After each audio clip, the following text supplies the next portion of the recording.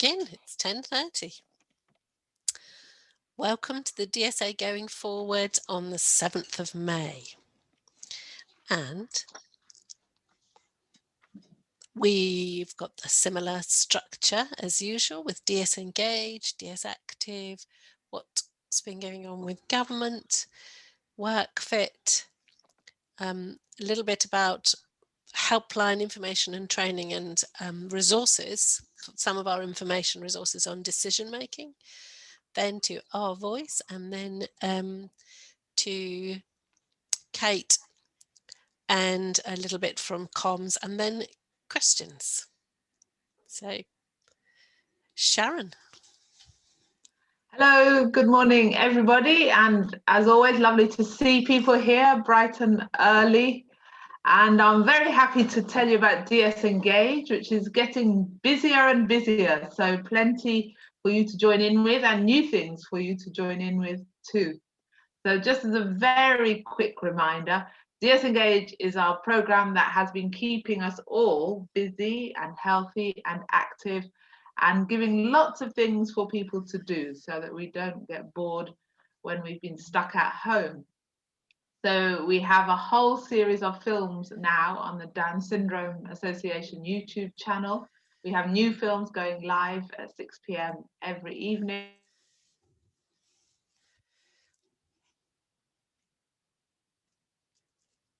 There's cooking, there's singing and signing, so lots of different things. So you can look at those anytime that you want.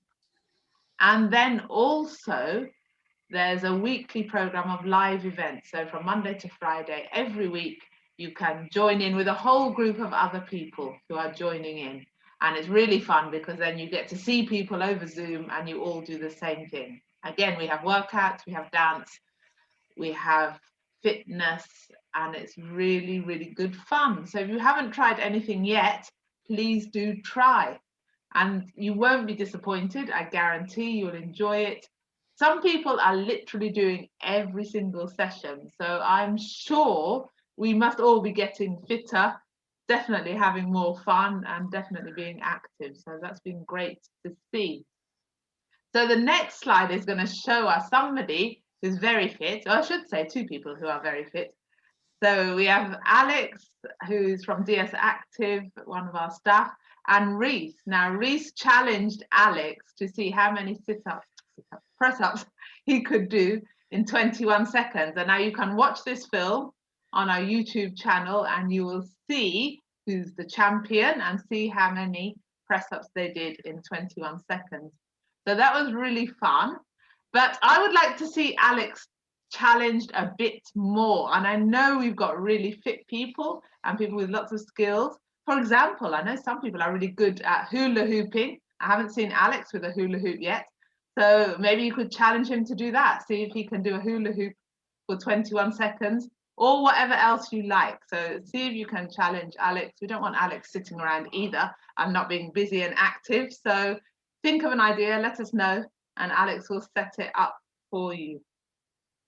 The next slide just reminds you, I'm sure you all know now, this is our weekly timetable. It's on the website. We don't want anyone to miss anything. So you can go to the timetable, click on the links, book your place, and be there. So not too late to do Pilates this afternoon if you'd like to give that a go. And next Tuesday is our afternoon disco. So an afternoon disco at 4 p.m. which is a lovely way to end off the day. So if you've been at school or college or anywhere else and you want to come home, have fun, join in at 4 p.m. and dance with us. And that's a really nice way to just relax into your Tuesday evening. So I hope to see you there. And the weekend, we always like to talk about the weekend. So this weekend I have two ideas for you. Again, this is a film from our YouTube channel, some lovely fruit milkshakes. So a lovely film, how to make fruit milkshakes. Follow along, make your own and enjoy them this weekend. And then while you're drinking them, the next slide will show you, we have some new colouring sheets on our website. So go to the DSEngage page of our website, download a colouring sheet and colour it in while you drink. And let us know how you get on. We'd love to see a photo of you drinking and colouring and enjoying all of that.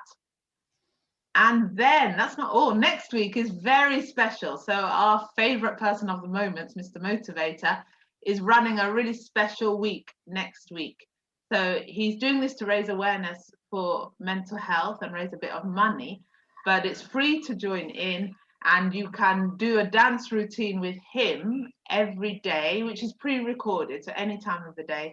It sounds really fun. It's a Caribbean music dance routine, really simple and fun movements and actions. It's for all ages. He says anyone from age 5 to age 85.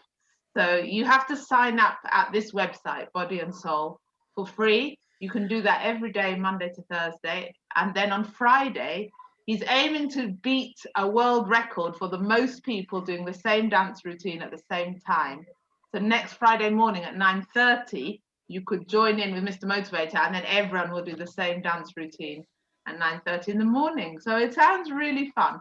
So I'm going to give it a go. It'd be great if some people would like to do it too, because he has also promised to do something for Down Syndrome Association in the future.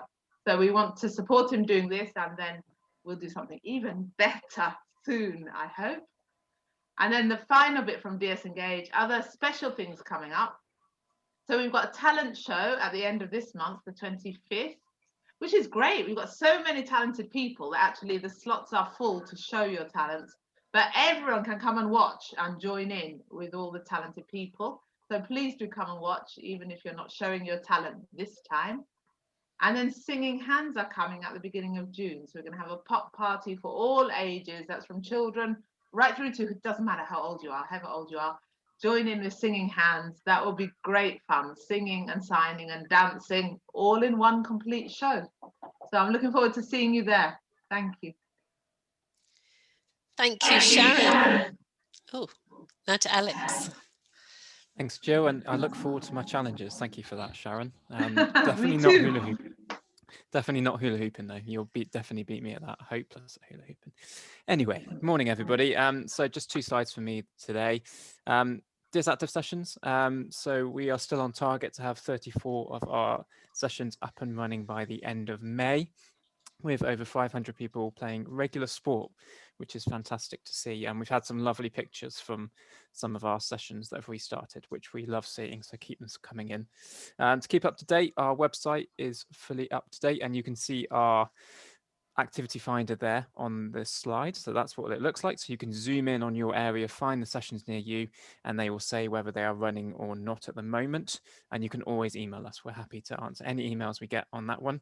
So yeah, keep an eye on our website for those up-to-date sessions. And then can I have the next slide, please, Jill?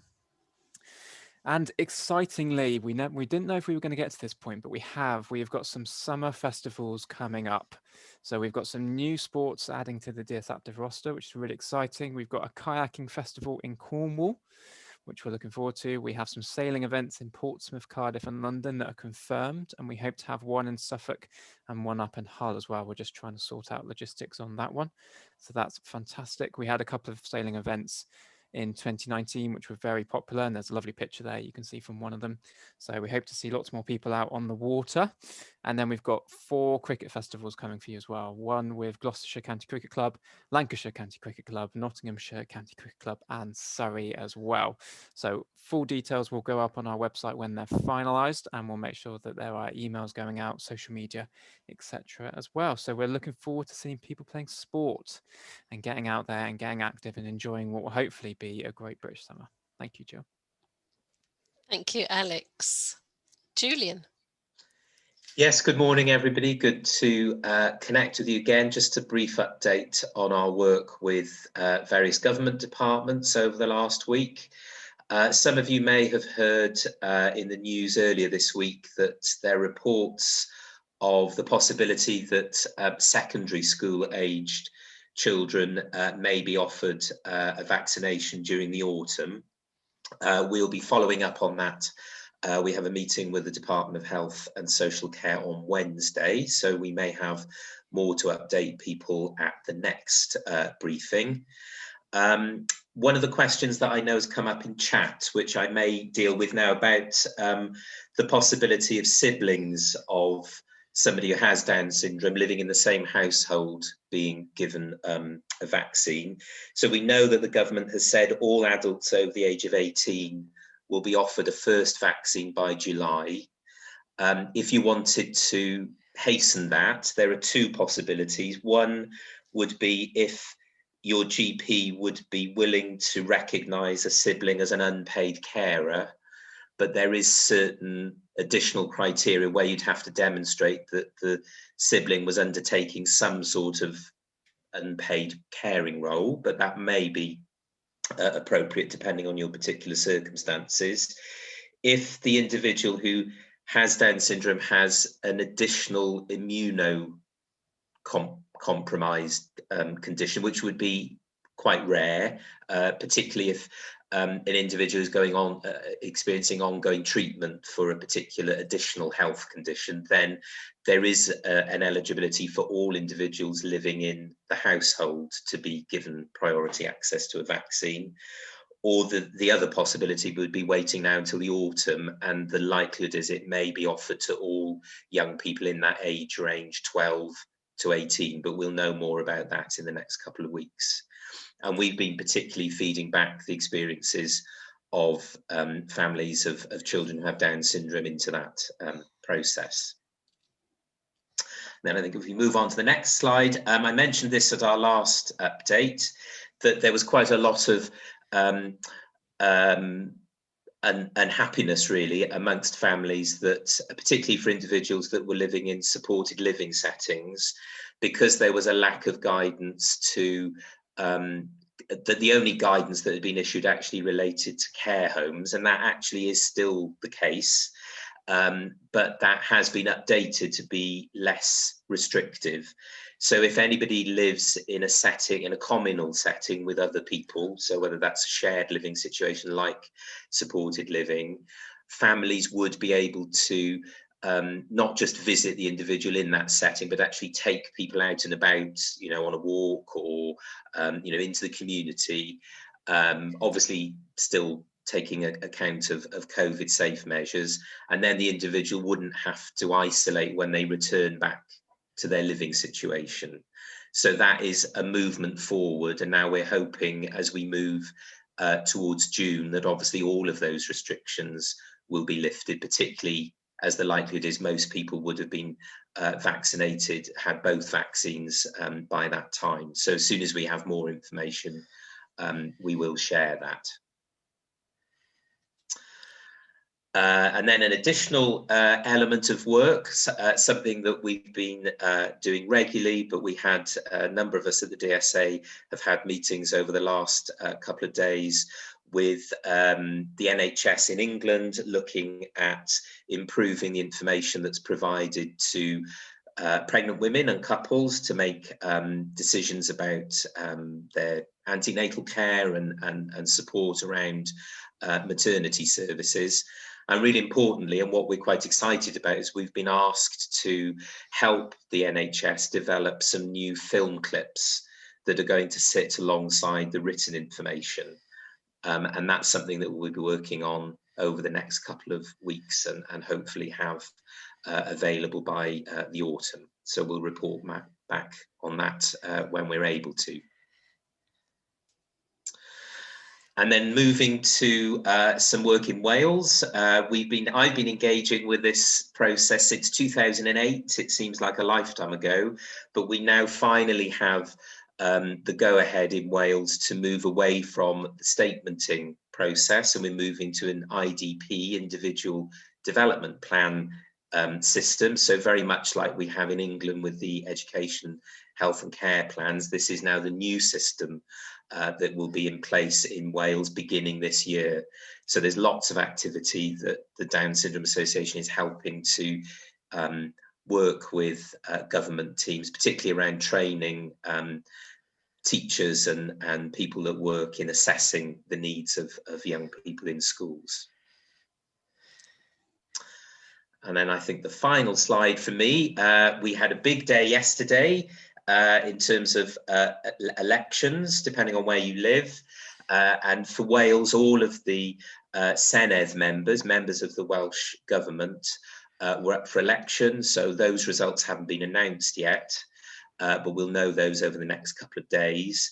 The Improving Lives programme is the learning disability strategy for Wales, and that ends with the end of the Parliament. So the fact that all of the Assembly members now are up for re-election, we'll know who the new minister might be. It could be the same person if they get re-elected, it might be somebody new, but we have an advisory group meeting next Wednesday, which I'll be attending along with lots of other representatives from the learning disability sector. So quite an important week next week.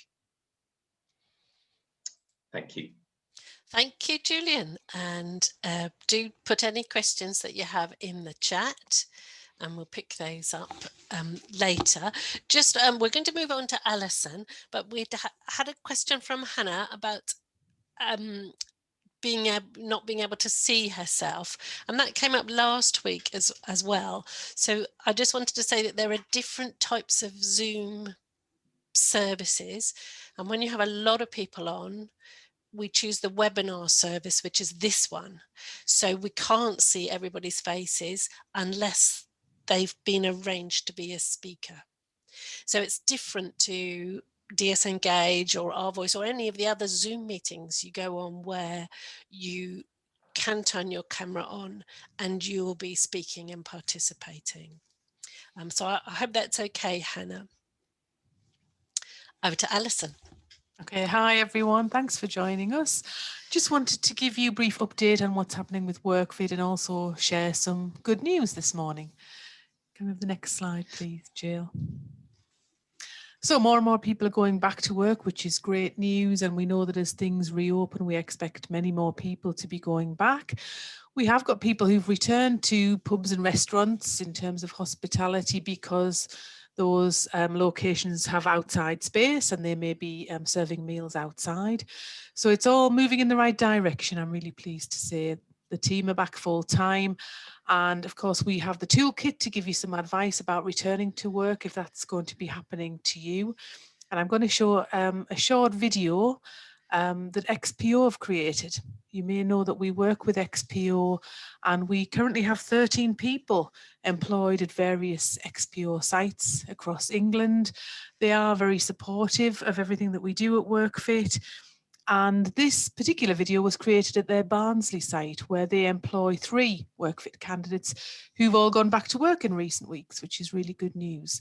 So when you get your copy of the slides, you can see that the link for this video is on there if you want to watch it again, or if you want to have a look at the Return to Work toolkit that's on the WorkFit website. Feel free to have a look at that. So we'll watch this short video clip and it's just literally to give you some ideas of what things might have changed in the workplace when you return. Obviously, you aren't all going back to this kind of environment or this kind of workplace, but it might just give you some ideas and things to think about. Thanks, Jill. Welcome to the XPO ASOS Fulfilment Centre here in Barnsley. As XPO, we have managed this site for ASOS since 2013 and we are extremely proud of the relationships we have developed with the amazing people who work here, with ASOS our customer and the local council and the community we work in. The pandemic may be here for a long time. Nobody knows. What we do know is the #1 rule is safety is everybody's responsibility. As a result of the current pandemic, XPO Logistics continue to work with local organisations to validate the actions that we have put in place here on site. To ensure colleagues' safety and social distancing measures are continuously monitored and improved.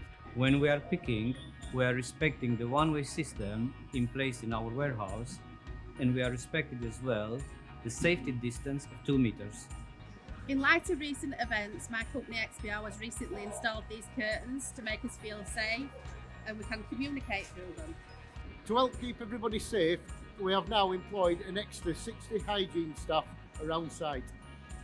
The hygiene team are responsible for cleaning major touch points. We want everybody to feel safe and be safe.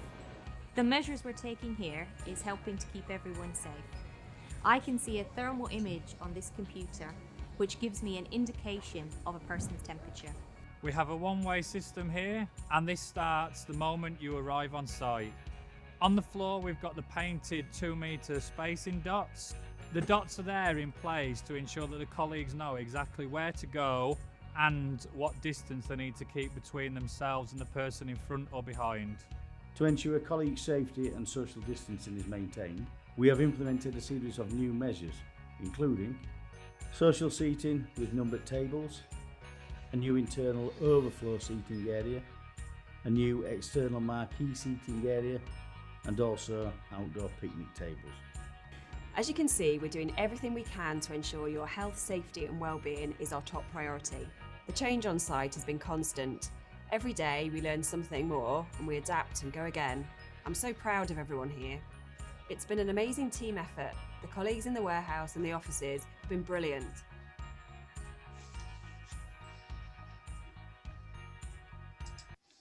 Okay, so hopefully that's given you some ideas of what happens in a warehouse and logistics environment in terms of being safe. I'm delighted to let you know that we've had 3 people start new jobs in the last couple of weeks. So Marcus, Tom and Tom are all pictured there, looking very, very happy. The picture of Marcus, it was when he came home from his interview and had been offered the job, so he was very excited. And then Tom and Tom are there on their first day in their new roles. So we're really pleased to let you know that we're developing lots of new jobs. The team are very, very busy. So as well as assisting people getting back to work, we are developing new opportunities with employers across England and Wales. So delighted to share that news with you. And I think there's just one more from me, Jill, just to let you know about the next Workfit event is on the 3rd of June, if you'd like to come along and join us. If you'd like to be a guest speaker, if you'd like to come on to the Zoom and talk about your experiences, maybe you've gone back to work recently and you want to share that with us, or you and your employee want to come on to the session and talk about how it's been for you, what type of job you do, what you're good at, what you enjoy, anything like that, we'd be very glad to see you on there, and you can book a place for that on the DSA website. Just to answer a question that I spotted, somebody asked about being able to watch the film later. That was Annette. So yes, Annette, the links are on the slide, so feel free to have a look at that at home whenever it's convenient for you. So thanks, Jill. Okay, thank you, Alison. And here's a slide of some of the events we have coming up.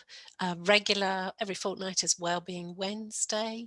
That's obviously free, and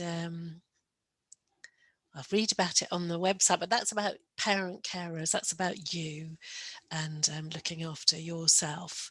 We have our regular monthly complex needs and or autism meeting, and in that one of our members of staff, Geraldine, who's been a specialist advisor for us, I think for about 8 years, is kind of giving a roundup of various issues and topics, and we'll be taking questions. That's usually a small meeting. You have to register for it. I'm mentioning that because Geraldine's retiring, so yeah, might be the last meeting we see. The last meeting we see her at for a while. And then pregnancy and baby support, again, a regular free meeting, and sharing positive support, where that's not training, but it's where people go through a case study related to behaviour and sharing positive support to go through the process. That's obviously free. Alison's mentioned the Workfit event free, and then the Restore to Mini, which we're running, and then some of our regular education events. Planning for the Future is a new 2 sessions about growing up and everything you need to think about for moving on into adulthood, including making decisions, and of course Tell It Right is always there online, the service and information that we share with maternity services, and have many speakers with Down syndrome. I'm now going to hand over to Stuart to say a little bit about Helpline and some of our resources. Thank you, Jill.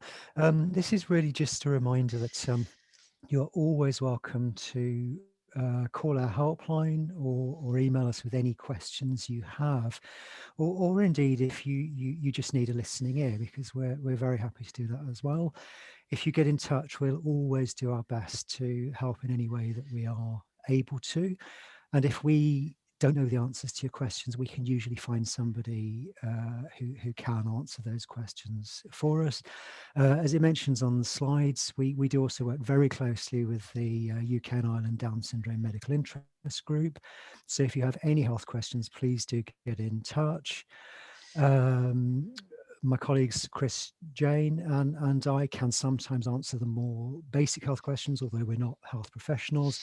If they're more complex questions, we will refer them to the Down Syndrome Medical Interest Group and get some advice from them on your behalf. Thank you, Jill. Okay, we wanted to talk just a little bit about making decisions, because this is an issue that does come up on the helpline. And actually, before I do that, there was a point I wanted to make about helpline calls just quickly that I forgot to make during the previous slide.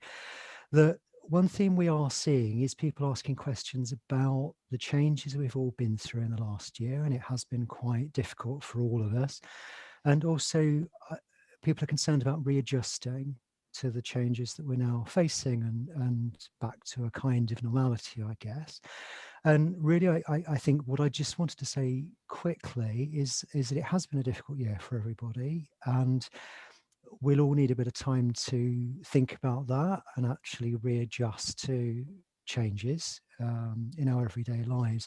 And I would say just keep an eye on the person you love, support and care for, because some people might find it, more difficult to process and to make the changes that we're all required to make than others. And if you notice people are struggling, perhaps just to ask for advice and seek help sooner rather than later. And you can always give us a call if you are perhaps seeing some sort of changes in the person who you support. So I'll just quickly now move on to making decisions. This is a really obvious point, and it's one that we all know, but I don't think it can be said often enough, that people with Down syndrome should be supported to make every decision, where they can, big and small decisions in everyday life, and that we should all be encouraging choice and decision making for people with Down syndrome from a very, very early age. And just to highlight, there is a section in our emotional wellbeing resource for supporters about making decisions, along with lots of ideas and suggestions of sort of tools that you can use to support people to make decisions. So please do take a look at that resource, and the link is there on the screen. Thank you, Jill. So the Mental Capacity Act is legislation that underpins decision making in England and Wales, and just want to make the point that it generally applies to anyone who is over 16 years old, with a few exceptions which I won't go into. But it is primarily there to ensure that people have the right to have control over their lives and make decisions where they can. And where they can't, this legislation is in place to protect people when they can't make a decision or decisions for themselves. So that's the Mental Capacity Act. And we have some very good resources on our website about making everyday decisions post-16. And the place to go for the most in-depth information about the Mental Capacity Act is the Code of Practice, which can be viewed and downloaded free online. Thank you, Jill. And I just wanted to quickly highlight this DSA accessible resource, which is a tool to help you use with the person who has Down syndrome, who you support and care for, to make decisions. So essentially, it's sort of a checklist of the sort of process and gathering the information that will actually be needed to help someone to make a decision where they can. Thank you. And I will now hand over to my colleague, Christopher. Thanks, Stuart. So we have our voice member, Lindsay, joining us. Hi, Lindsay. And thank you for joining us this morning. And so we're just going to run through some questions with regards to making choices or decisions. So are you ready to go, Lindsay? I am ready to go. Brilliant. So, Lindsay, first question, what decisions are important to you? Decisions that are important to me are things that help me to be independent. So when I decided to join the Our Voice group, and with my decision to take on the Challenge 21 for the DSA, at the moment, my decisions around making plans for my future, these are really important, and my top priority is getting a job. Brilliant. I know we speak a lot about that during Our Voice, and that's fantastic that that is what you've decided in terms of your priorities. Absolutely, absolutely. Thank you, Lindsay. So next question, what helps you make a decision? I talk about it, maybe read about it, look at my options, consider what I want, what is right for me, and if it is possible to achieve it. Brilliant, brilliant, absolutely brilliant. And I know, again, as I say, we look at resources, don't we? And we talk about different tools and things that can support decision making. So thank you, Lindsay. Next question, who helps you to make decisions? Who helps you to make decisions? At the moment, because I live at home, my mum and dad usually help me to make important decisions, but I also have a brother who is good to talk to, and he's good to call for advice. Brilliant, absolutely. We all have someone that we turn to for decisions, and it's great to hear that that you have someone that you can turn to as well. And finally, Lindsay, what advice would you give to someone who is supporting someone to make a decision? I would tell them that they need to talk about their options and maybe contact the DSA for advice. They need to maybe make a list of fors and against this, the good and bad about it, what they want to do and what they are able to do. Brilliant. Fantastic, Lindsay. Thank you. Thank you so much for your insight into decision making. We really appreciate it. Now, before I pass on to my colleague Robin, just a quick point I wanted to add in.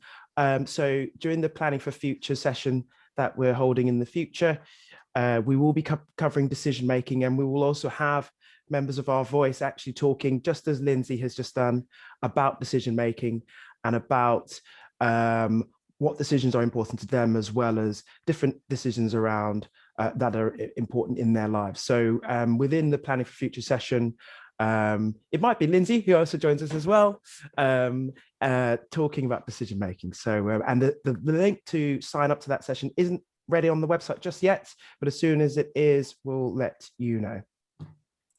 Brilliant. So I will now pass on to Robin. Thank you, Chris, and thank you, Lindsay, and everyone else. So I'm just going to talk a little bit about what Our Voice has been doing this week. So Our Voice is part of the DSA team, and we are working together for change every week. And we've got several little projects on the go at the moment. So we go to the next slide, please, Jill. So we've currently been going through a 4-week planning process. In week 1, we talked about what the DSA does. In week 2, we started talking about co-production and different ways that we can work together. And this week, we've been talking about having your say and self-advocacy. And that kind of ties in with making decisions, which is one of the reasons I thought it'd be good for Lindsay to come along, because she had some really valuable things to say and share with the group yesterday. And next week, we are going to be reviewing all of these 3 weeks together and putting a plan together. And the Our Voice team will be coming to one of these updates in the near future to talk to you about that plan, and also take you through these 3 subjects: what the DSA does, co-production, having your say, and self-advocacy. So go to the next slide, please, Jill. And when we're talking about self-advocacy, and decision making, what we are trying to remember is that our family and our support and the organisations that represent people with Down syndrome are really the microphone for that person's voice, and to remember the saying, be my microphone, not my voice. And that is what we've been working on quite a lot for the past 3 weeks. And if we go to the next slide. So this is our group on Tuesday. You can see Lindsay's there near the bottom as well. And we were talking, this is the last bit of the session where we were talking about ways to speak up. And that was ways to speak up on your own, or also ways to speak up as a group. So everyone's got some homework this week, and we're going to have a big pool of ideas, I think, for the group moving forward. And one of the big topics we're looking at is how we can include more people who have Down syndrome in our voice within the kind of resource that we have. So we're going to be looking at other ways that we can get the voices of lots and lots of people to be more involved with the DSA. And that's it from me. Thank you, Jill. Thank you, Robin and Lindsay and Chris.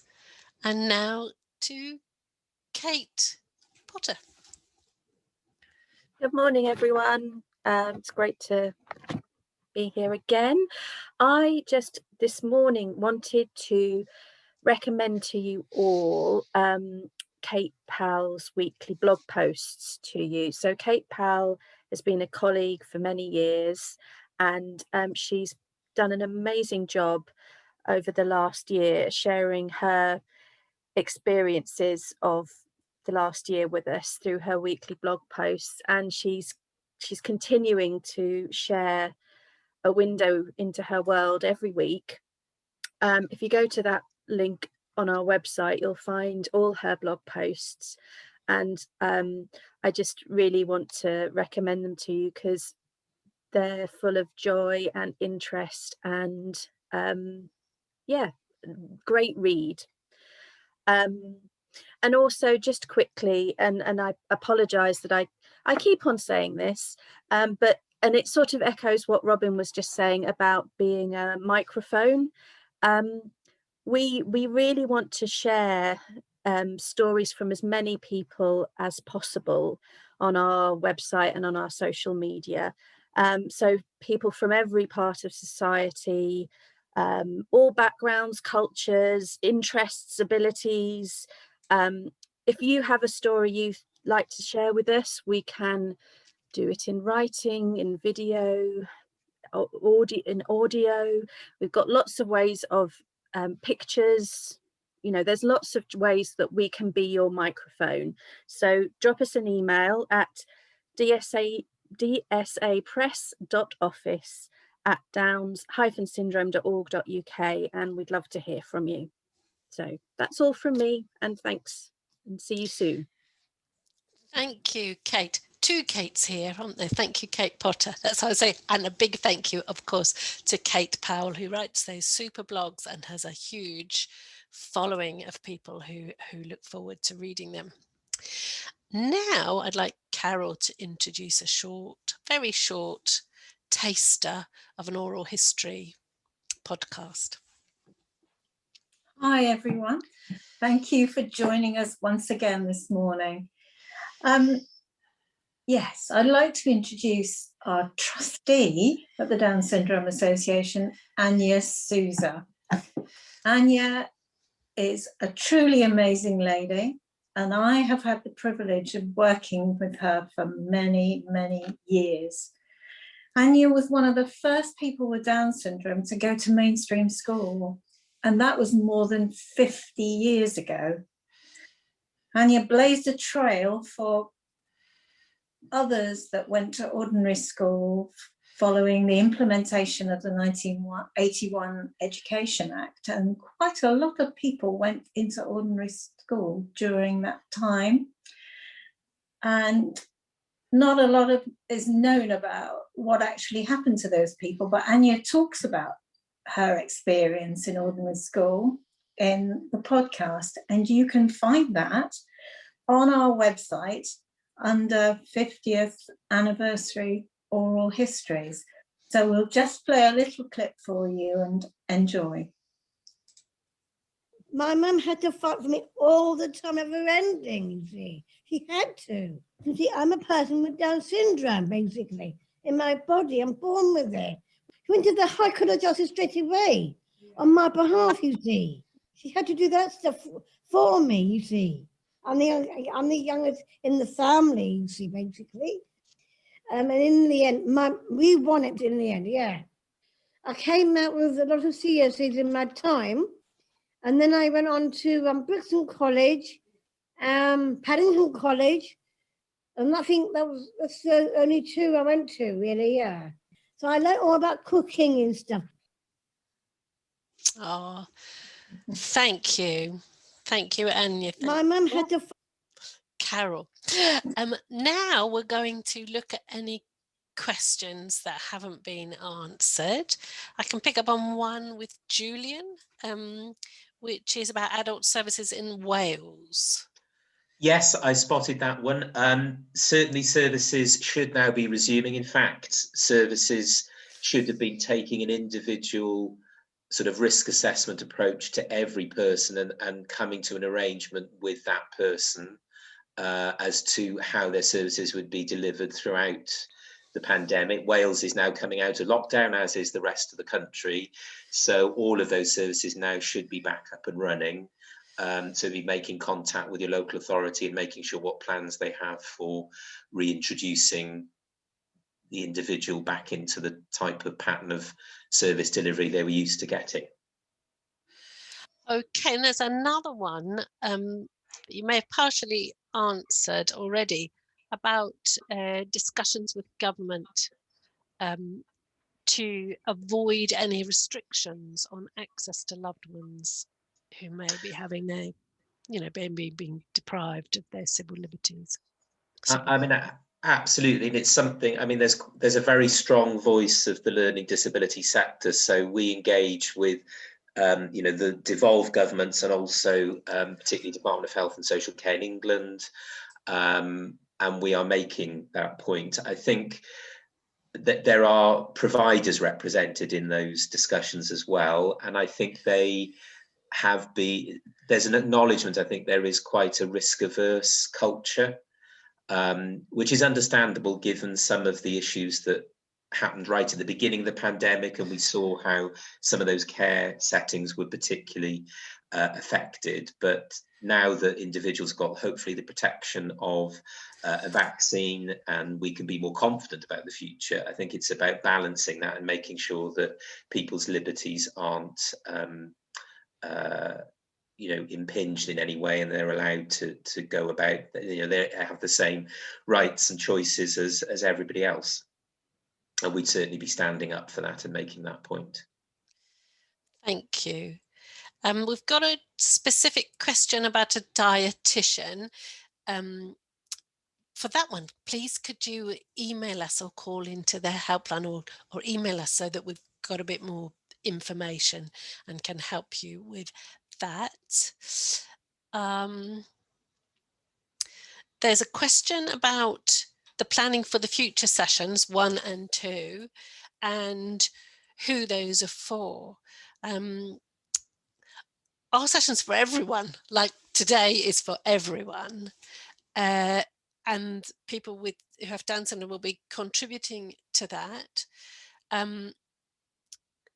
It's for everyone, really. It's certainly not only for people who have Down syndrome, because it's parent carers that we really want to be aware of things they need to be thinking about or changing or doing, but it's for everyone. I don't know if anyone would like to comment on that, the people who are going to be delivering the session. Yes, you're absolutely right, Jill, in that due to the nature of the content, as you mentioned, it is for everyone. However, it is directed, it's more for the perspective of parents, carers, professionals with regards to supporting a person to look to think about everything. Something that popped up in our voice, I don't know if Robin wants to add anything, but something that was really interesting that came up as one of the ideas for future sessions from our members was with regards to independent sessions and perhaps creating a session where we talk about how to support someone who has Down syndrome with regards to independence. And that may also spawn some new resources and things. I know certainly we're adding in new video clips and new content for the Planning for Adulthood session with our members. So yeah, it might be that in the future, we have some particular resources dedicated for people who have Down syndrome, made by people who have Down syndrome in relation to planning for the future. Thank you, Chris. We've had a comment from Georgina. Thank you, Georgina, saying that she was a gymnast years ago and helps with Special Olympics, and also has a role as a trustee for an organisation. So that's great. Well done, Georgina, on that. And have I missed any questions? Has the question for Christine, for Shamari? Oh, yes. So I can answer that. Yes, question. please. So I will put a link into the chat, which will take you to a section of our website, which has an online form. And you just fill the online form out with your name, your address, and some other information. And that will add you as a member of our voice.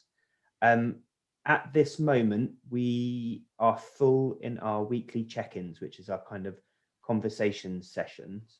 But as I said before, we are really looking for more ways that people can join in.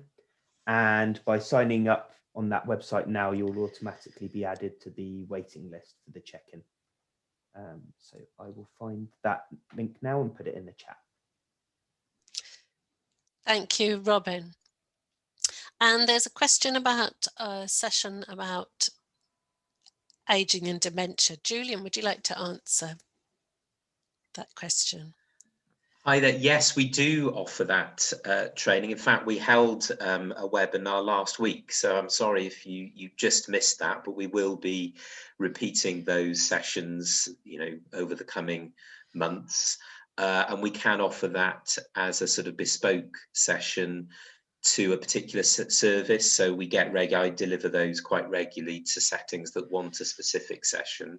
So if you want to email the training at website or info at the email address that's on the screen in front of you, we could certainly send you some information about how you can access that training. Thank you, Julian.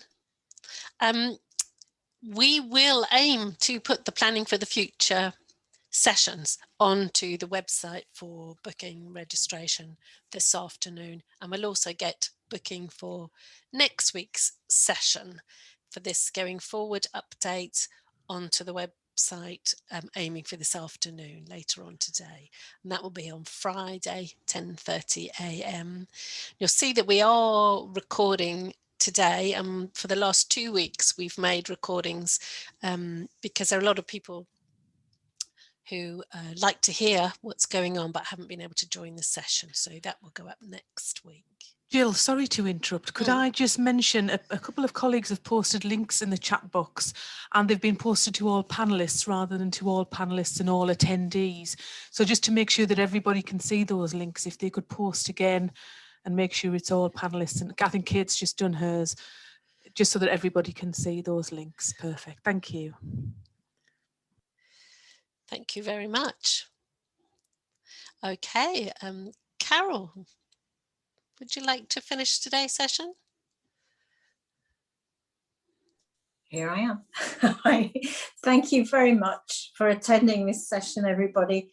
We really hope that you'll come back again and see us, because we've got lots of interesting things to tell you, new initiatives and lots more from our voice and our work with people who have Down syndrome.